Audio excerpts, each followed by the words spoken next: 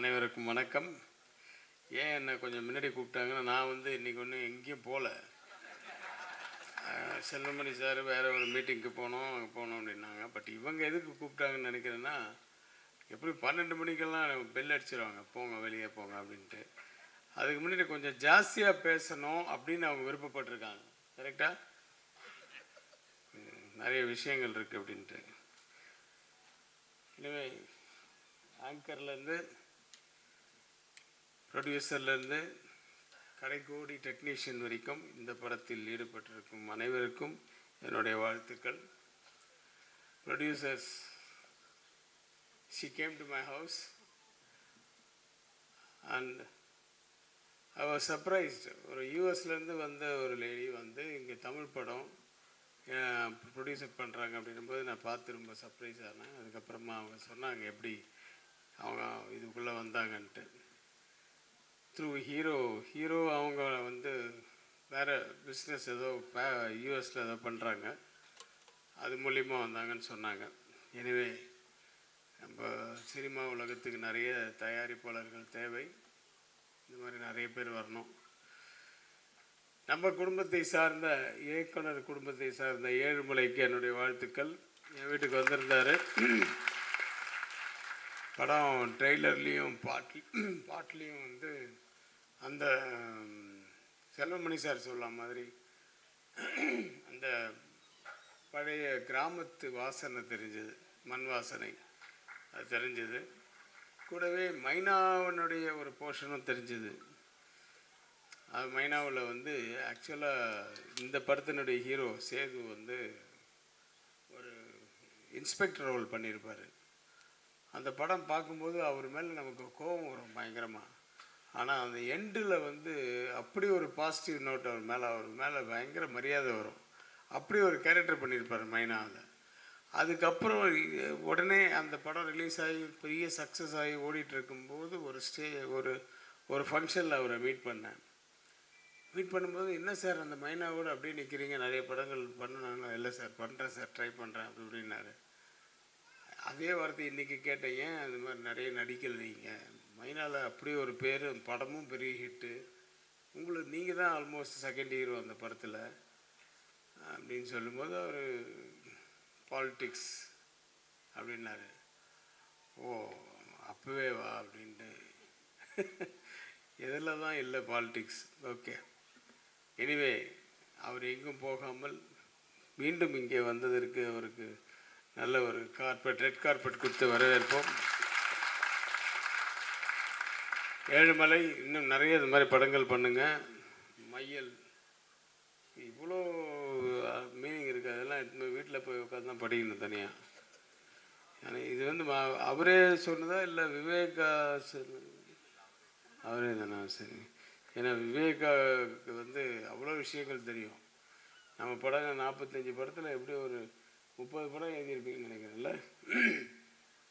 அவ்வளோ அதான் நான் சொன்னேன், தலைமுறை கடந்து இன்னும் இருக்கும் ஒரு சில டெக்னீஷியன்ஸில் வந்து விவேகா வந்து நான் இப்போ குறிப்பிட்டேன். அதை ட்ரெண்டில் இருக்கிறது ரொம்ப முக்கியம். ரொம்ப ட்ரெண்டில் இருக்கார், அதுதான் ரொம்ப முக்கியம். நம்ம இந்த படத்தில் வந்து அந்த எந்த சாங் எழுதுறீங்கன்னு தெரியல எனக்கு. 2 பாட்டு இல்லை 3 பாட்டு போட்டாங்க. 2 பாட்டு ரொம்ப நல்லா இருந்துச்சு. அதாவது அந்த ஓப்பனிங் கேட்சியாக இருந்தது அந்த வார்த்தைகள். ஹீரோயின் நான் அவங்ககிட்ட சொன்னேன், நீங்கள் வந்து ஏம்மா சமந்தாவும் இல்லாமல் நயன்தாராவும் இல்லாமல் அது என்னம்மா சமந்தா நயன்தாரா சம்ரிதா தாராவா, அதெல்லாம் எப்படிமா வாயில் உழையும்? அவங்களோட ஒரிஜினல் பேர் வந்து அஞ்சு கிருஷ்ணா. அது நல்லா இருக்குல்ல? அது மாதிரி ஒரிஜினல் அந்த படத்தில் அந்த பேரில் தான் மலையாளத்தில் நடிச்சிருக்காங்க.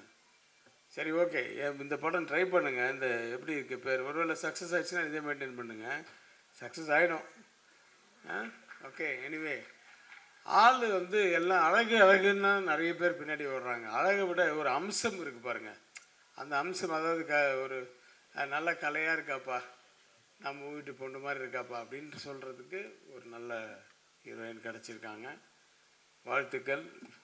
Wish you many more films. Success films. அப்புறம் எனக்கு வந்து அப்படியே எனக்கு பழைய ஞாபகங்கள் வருது. எனக்கு இந்த பக்கம் வந்து தேனப்பன், அந்த பக்கத்தில் வந்து வந்து கனல் கண்ணன், இந்த பக்கம் வந்து சௌந்தர்யன். சௌந்தர்யன் பையன்தான் மியூசிக்கு, இன்றைய கதாநாயகன். எனக்கு ஆல் தி வெரி பெஸ்ட். பேசுகிறேன் உன்னை பற்றி, நீ உட்காந்துக்க போய். சௌந்தர்யன் எப்படி ஃபிக்ஸ் பண்ணோம், கனல் கண்ணாச்சா தேனப்பன், இவங்கெல்லாம் வந்து சேரன் பாண்டியன்றது தான் என்னுடைய 2வது படம். முதல் படம் வந்து புரியாத புதிர். அதில் தான் வந்து தேனப்பனை வழியில் சந்தித்து குறுக்க ஒருத்தர் வந்தான். அப்போ நான் பைக்கில் போயிட்டுருப்பேன். ஒருத்தர் டிவிஎஸ் 50ல் குறுக்க வந்தார். ஐயோ அப்படின்னு திட்டும் போது, ஏய் தேனப்பா இங்கடா இந்த பக்கம் குறுக்க. அந்த இடம் கூட நல்லா ஞாபகம் இருக்குது. திருவள்ளுவர் ஸ்ட்ரீட். நான் 8th ஸ்ட்ரீட்டில் போயிட்டுருக்கேன். அவன் திருவள்ளுவர் ஸ்ட்ரீட்டுக்கு திரும்புகிறான். அப்போ அங்கே வீட்டுக்கு போகிறேன் சார்.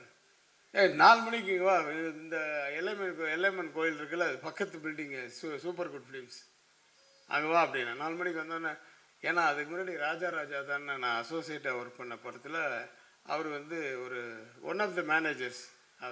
அவர் ட்ரெயின் டிக்கெட்லாம் போடுவார். அப்புறம் அப்போ வந்து ராமநாராயணன் படத்தில், அவங்க படத்துலலாம் ஒர்க் பண்ணிட்டு இருந்தார். ஏய் நீ ப்ரொடக்ஷன் மேனேஜராக ஒர்க் பண்ணியா, இந்த படத்துலேருந்து ப்ரொடக்ஷன் மேனேஜர் அப்படின்னு சொல்லி அந்த படத்தில் அந்த வழியில் போகும்போது மீட் பண்ணது அதுதான் ஸ்பார்க்கு. அந்த ஸ்பார்க்கில் இருந்து அப்படியே வந்து என்கிட்ட 40 படம் என் மேனேஜராக ஒர்க் பண்ணாப்புல. அதுக்கப்புறம் ப்ரொடியூசர் ஆனார். இன்றைக்கி நடிகர் அவர் ஆகிட்டார். நான் சொன்னேன், மேனேஜர் ஆக்கினது முதல் நான் பண்ணணும் இல்லையோ, ஒன்று நடிகர் ஆக்கினது முதல் நான் தான் பண்ணேன். ஏன்னா நடிகராக தான் இன்றைக்கி நிறைய பேருக்கு தெரியுது. அதில் கடல் கண்ணை பாராட்டுறான். சார் ஒரு ஃபைட்டில் ஒரு ஷாட்டில் அந்த அடித்து இப்படி பண்ணவனா ஒரு போஸ் கொடுத்து நிற்கிறான் பாருங்கள் சார், இவனா தேனப்பேன் அப்படின்னு சொல்லி எனக்கு ஷாக்காக இருக்குது. ஏன்னா நாங்கள்லாம் அப்படி க்ளோஸாக எல்லோரும் வந்து ஃப்ரெண்ட்லியாக இருந்தோம். அந்த சேரன் பாண்டியனில் தான் வந்து கனல் கண்ணை முதல் ஃபைட் மாஸ்டர் ஆக்கினேன். ஏன்னா அதுக்கு முன்னாடி புரியாத புதிர்லேயே வந்து ஃபைட் பண்ணுறதுக்கு வந்தாப்புல. ஆனால் அவர் மாஸ்டர் இல்லை, மாஸ்டரோட அசிஸ்டண்ட் அவர். எங்கடா மாஸ்டர்னா, மாஸ்டர் வந்து மனோஜ்குமார் படத்தில் பிஸியாக இருக்கார் சார், நிறைய ஹார்சஸ் அதெல்லாம் வச்சு கண்ட்ரோல் பண்ண எங்கள் படம் முடியல, அந்த ஃபைட்டு முடியல, அதனால் என்ன அமிச்சாருன்னு. சரின்னு வந்தான். அந்த படத்தில் ஃபைட் அசிஸ்டண்டாக இருந்தவொடனே சரி அது அவன் பண்ணுறதெல்லாம் பார்த்துட்டு சரி. அப்போல்லாம் வந்து நானே ஷார்ட் வைப்போம். அப்போல்லாம் மாஸ்டர்கிட்ட மொத்தமாக கொடுத்துட மாட்டோம். சாங் மாஸ்டர், டான்ஸ் மாஸ்டர்னால் ஃபுல்லாக அப்படியே கொடுத்துட்றது. ஃபைட் மாஸ்டர் அதெல்லாம் அப்போ கிடையாது. அதுக்கப்புறம் தான் கொஞ்சம் கொஞ்சமாக எல்லாமே வந்து அது பேரை மாறி போச்சு. Choreography, dance choreography, fight master, fight கோரியோகிராஃபின்னு ஆகிடுச்சு. அதுக்கப்புறம் இப்போ அவங்க ஷார்ட் எடுக்க ஆரம்பித்தாங்க. அப்போல்லாம் நான் ஷார்ட் வைக்கும்போது தனித்தனியாக லோ ஆங்கிள், ஹைட், அப்படி இது நிறைய கட் ஷார்ட்ஸ் எல்லாம் வைக்கும்போது அப்படியே பார்த்துட்டு இருப்பான். ஆனால் நல்லா வைக்கிறீங்கண்ணே ஷார்ட்டு, கட் ஷார்ட் அப்படி அப்படின்றதுக்குள்ளே கட் பறக்குதுன்னு. அப்போ நான் ஸ்பீட் கிடைக்கும் அப்படி இப்படிலாம் சொல்லி ஏதோ பண்ணியிருந்தான். அப்புறம் பார்த்தா அவன் தமிழ், தெலுங்கு, ஹிந்தி, மலையாளம் எல்லாம் ஆல் இண்டியா லாங்குவேஜஸில் பயங்கர பிஸி ஆகிட்டப்பில். அது ஒரு சந்தோஷம். அதே சேரன் பாண்டியனில் அந்த சேரன் பாண்டியன் உருவாரத்துக்கு ஒரு ரீசன் இருந்தது. என்னென்னா, நானும் வந்து ஒரு படம் வந்து ரெடி பண்ணி வச்சுருந்தோம். காதல் காவியமாக நம்ம ஒரு படம் ஒன்று, வேற ஒரு ரைட்டரு, அவரு மியூசிக்கு எல்லாம். அந்த படம் வந்து வேண்டாம் அப்படிங்கிறார் சௌத்ரி சார். என்ன பெரும்புள்ளின்னு ஒரு படம் எடுத்து 10 நாள் தான் ஆச்சு ரிலீஸ் ஆகி. இந்த படம் வந்து சரியாக போகல. இந்த கதையிலையும் அதே மாதிரி தான் ஹீரோயினுக்கு வந்து லவ் ஃபெயிலியராகவும் இறந்துருவாங்க. ஸோ அதே மாதிரி வருது. அதனால் எனக்கு டவுட்டாக இருக்குது, இந்த கதையை வேண்டான்னு சொல்லி கிட்டத்தட்ட இந்த 3 மாதம் ரெடி பண்ண ஒரு கதையை வேண்டான்னு சொல்கிறாரு. சரி ஓகேன்னு சொல்லிட்டு அப்படி போகிறேன். வா வேறு ஒரு கதை ரெடி பண்ணி உடனே பண்ண முடியுமான்னு. ஏன்னா நாங்கள் April 14th ரிலீஸ் வச்சுருந்தோம். நாங்கள் பேசுகிறது வந்து January 29th அந்த ஆஃபீஸில். இதில் வெளியில் சின்ன கவுண்டரு பெரிய கவுண்டர்னு ஒருத்தர் கதை சொல்கிறது நிறைய பேர் இருப்பாங்க. அதில் ஒருத்தன் இருப்பான் தாடி வச்சுட்டு, ஈரோடு சவுந்தர்னு. அவனை கூப்பிட்டு கதை கேளு அப்படின்னாரு. சரி கேட்டேன். சின்ன கவுண்டர் பெரிய கவுண்டர்னு ஒரு கதை சொன்னான். எப்படி இருக்குன்னா, பரவாயில்ல சார், இது வேறு மாதிரி நீ பண்ணணும், எனக்கு என்னமோ அது உள்ள மேட்ரு வந்து புதுசாக இருந்துச்சு, நல்லா இருந்தது, இது நீ ஸ்க்ரீன் ப்ளே வேறு மாதிரி பண்ணலான்னா ஓகே சார். ஏன்னா அதில் வந்து இப்போ சின்ன கவுண்டர்ன்றவர் பாம்பு கடிச்சு 3வது ரீலே செத்து போயிடுவார். அந்த தங்கச்சிக்கும் பெரிய அண்ணனுக்கு விஜயகுமார் கேரக்டருக்கும் சித்ரா கேரக்டருக்கும் தான் அவன் கதை சொல்லிட்டு இருந்தான். நான் அப்படியே மாற்றி அந்த தங்கச்சி அது சின்ன கவுண்டர் சாகடிக்கு வேணாம், பெரிய கவுண்டர் சின்ன கவுண்டர் இவங்க 2 பேருக்குள்ளே தான் பிரச்சனை வரணும் சார். அது கடைசியில் இந்த தங்கச்சி அதுக்காக சேர்த்தா நல்லா இருக்குன்னு சொன்னோன்னா அவருக்கு பிடிச்சி போச்சு. ஸ்க்ரீன் ப்ளே பண்ணி உடனே ரெடி பண்ணுன்ட்டார். ஓகே, ஒன்றும் எதுவுமே ஃபிக்ஸ் பண்ணல. ஆனால் ஏப்ரல் 14 ரிலீஸ் பண்ணுவல அப்படின்றாரு சார். ஜனவரி 20, 30, 31 சொல்லி பிப்ரவரி, மார்ச், ஏப்ரல் 14னா என்ன சார், மொத்தமே 75 நாள் தான் இருக்குது. ப்ரீ ப்ரொடக்ஷன் இருக்குது, ஷூட்டிங் இருக்குது, போஸ்ட் ப்ரொடக்ஷன் இருக்குது. சரி, இன்னும் எவ்வளோ நாள் ஆகும் அப்படின்னாரு. May 1 ரிலீஸ் பண்ணிடுறேன் சார். சரி ஓகே. நான் கேட்டது அப்போ 90 நாள் தான். ஏன்னா அப்போல்லாம் 90 நாளில் தான் நாங்கள் படம் பண்ணுறது. அப்போது டக்குன்னு ஆர்டிஸ்ட்டு ஃபிக்ஸ் பண்ணுறோம். கண்டிப்பாக கரெக்டாக வந்து விஜயகுமார் ஒரு இடத்துல அவர் பிஸியாக இருக்கார், இந்த வில்லனா அவரை போடுறோம். இந்த பக்கம் சரத்குமார் அவர் வில்லனா இப்போ கேப்டன் பிரபாகர் எல்லாம் ஃபிக்ஸ் பண்ணுறோம். அவருக்கு அடிபட்டு அவர் படுத்திருக்காரு, இருந்தாலும் ஏற்கனவே அட்வான்ஸ் கொடுத்தாச்சுன்னு அவரை போடுறோம். இப்படி போய்ட்டு மியூசிக் யார். அப்போ வந்து சௌந்தர்யன் வந்து இப்போ படம் பண்ண ஒரு கம்பெனியாக பாட்டு எழுது. சரி வர சொல்லு அப்படின்னு. இந்த பக்கம் ஸ்க்ரீன் ப்ளே போயிட்டுருக்கு. இந்த சீன் இது பண்ணலாம், அது பண்ணலாம், அது எழுதிக்கிட்டே இருந்த ரமேஷ் கண்ணா அவங்கவுங்கெல்லாம் எப்போ வருவாங்க, விவேக்கெல்லாம் இப்போ வந்து ஸ்க்ரீன் ப்ளே பண்ணுறதுக்கு தான் வருவார். அது இவங்க கண்ணல் கண்ணங்கிட்ட ஒரு வருஷன் இந்த மாதிரி ஏதாவது பண்ணிக்கிட்டு இந்த சைடு வந்து இந்த பாட்டு இதுதான் சொல்லு அப்படின்னா ஒரு பேட் ஒன்று எடுத்தான். அந்த பேட்டில் தாளம் போட்டுக்கிட்டு காதல் கடிதம் வரைந்தேன் உனக்கு வந்ததா வசந்தம் வந்ததா அப்படியே கேட்ச் ஆகிடுச்சு. நான் வேறு புது வசந்தம் முடிச்சுட்டு அடுத்தது புரியாது புதர் முடிச்சுட்டு வந்தால் வசந்தம் வந்துதான்னு கேட்குறான். அதில் பேசுகிற மாதிரியே இருக்கா, நான் பாட்டாகவும் இருக்குது, நல்லா இருக்குன்னு எல்லாமே. சின்ன தங்கம் இந்த செல்லத்தங்கம் என் கண்ணு கலங்குது அது ஒரு தாளம் போட்டு பண்ணுவான். அப்புறம் வந்து சம்பா நாத்து சரக்காத்து அப்படின்னு ஒரு ஹீரோயினுக்கு ஒரு பாட்டு. எல்லா பாட்டுமே அவனே எழுதி அவனே பாடி மியூசிக் போட்டு இது பண்ணிடுவான். ஒரு 8 பாட்டு நான் செலக்ட் பண்ணேன். 8 பாட்டு அவன் இப்போ ஒரு 12 பாட்டு 13 பாட்டோ பாடினாப்புல. 8 பாட்டு இதில் நல்லா இருக்குதான்னு சொல்லி டிக் பண்ணிட்டு இது இப்போ சௌத்ரி சார் ஊர்லேருந்து வந்தோன்னே அவருக்கு சொல்லு அப்படின்னு சொல்லிட்டு நான் இந்த பக்கம் வேறு வேலை பார்த்துருந்தோம். சௌத்ரி சார் ஊர்லேருந்து வந்தார். அவனுக்கு 14 பாட்டு பண்ணும்போது அவர் 7 பாட்டு செலக்ட் பண்ணார். நான் செலக்ட் பண்ண 8 பாட்டில் அந்த 7 பாட்டு இருக்குது. உடனே அந்த 7 பாட்டை அப்படியே ரெக்கார்டிங் ஒரு நாளைக்கு 2 சாங் ரெக்கார்டிங். அது மாதிரி 4 நாள் ரெக்கார்டிங் பண்ணோம். இது பண்ணோம். அடுத்த படம் உடனே 19 பயணம் பெரிய இது. எதுக்கு சொல்ல வரேன்னா அந்த உழைப்பு, அதாவது அந்த உள்ளுக்குள்ளே இருந்து வச்சுக்கிட்டு இருந்தது அந்த சின்ன வயசுலேருந்து தேடி தேடி ஏதோ எந்த பாட்டுக்கு என்ன கதை, அதாவது இந்த சிச்சுவேஷன் அப்படின்னு சொல்லி இல்லாமல் ஒரு காதல் பாட்டு, ஒரு தங்கச்சிக்கு ஒரு பாட்டு, ஒரு குழந்தைக்கு ஒரு பாட்டு இப்படின்னு தான் அவன் ஃபிக்ஸ் பண்ணி வச்சுருந்தான். நான் அந்த 7 பாட்டையும் என் படத்துக்கு அந்த ஸ்க்ரீன் ப்ளே பண்ணும்போதே இந்த பாட்டுங்கள்லாம் கொண்டு வந்துட்டு அதான் சேரன் பாட்டின்னு வந்தது. சரி, எப்படி எங்கே உருவாகுது பாருங்கள். இன்றைக்கி அவனுடைய மகன் மியூசிக் டைரக்டர். ரொம்ப சந்தோஷமான விஷயம். இந்த சௌந்தர்யனெல்லாம் இன்னும் பெரிய ஆளாக இருக்க வேண்டியது. அது வந்து அது என்னமோ அது எல்லாருமே அது மாதிரி எல்லாருமே எக்கச்சக்கமாக இருக்காங்க. அது மாதிரி விஷயங்கள் இருந்தவங்க எல்லாருக்குமே தலையில் எழுதிரில்லை ஆண்டவன். அதனால் வந்து ஒரு ஸ்டேஜில் பிஏ நல்ல ஒய்ஃபு எல்லாம் பண்ணான். ஆனால் அவன் வாழ்க்கையில் எவ்வளோ கஷ்டங்கள் அப்படின்றது இந்த பையனுக்கு இப்போ அமர்னு பேர் வச்சுருக்கான். ஆனால் அவனுக்கு இன்னொரு மகன் அமரனாகவே ஆயிட்டான் உடம்பு சரியில்லாமல்.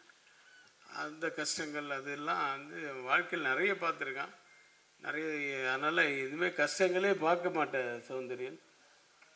உன்னுடைய பையன் மூலியமாகவோ உன் பையனுக்கும் உன் பையன் மூலியமாக உனக்கோ ஒரு நல்ல ஒரு எதிர்காலம், இன்னும் பிரகாசமான எதிர்காலம் தான் வாழ்க்கையில் பார்க்கணும் அப்படின்ட்டு நான் ஆண்டவனை வேண்டிக்கிறேன்.